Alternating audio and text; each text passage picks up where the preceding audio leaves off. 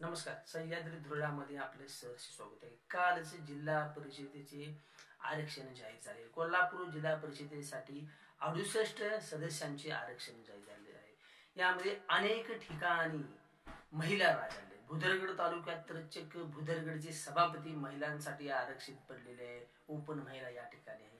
तर कडगाव, पाडगाव, आकुर्डी, शेनगाव, गारगोड आणि पिंपळगाव या 4 जिल्हा परिषद मतदारसंघामध्ये महिला राज आलेले आहेत.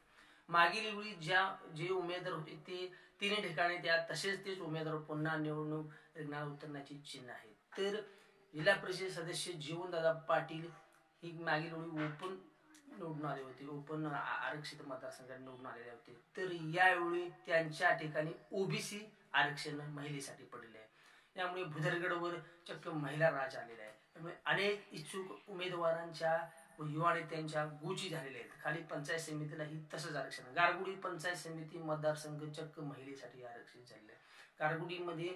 गारगुडी मतदारसंघामध्ये पंचायत समितीच्या महिला ओपन आहे, तर मडेली बुद्रुक या पंचायत समितीसाठी महिला आरक्षित आहे. तर गारगोटी जिल्हा परिषद मतदारसंघामध्ये महिला ओपन असल्याने या ठिकाणी महिला राज्य आल्याने सर्वच इच्छुक युवा नेत्यांच्या आकांक्षावरून पाणी फिरलेलं आहे. भुदरगड तालुक्यात महिला राज्य आल्याने अनेकांची गोची झालेली आहे. यावेळी या निवडणुकीमध्ये महाविकास आघाडी विरुद्ध महायुती अशीच ही लढत आपल्याला पाहायला मिळेल.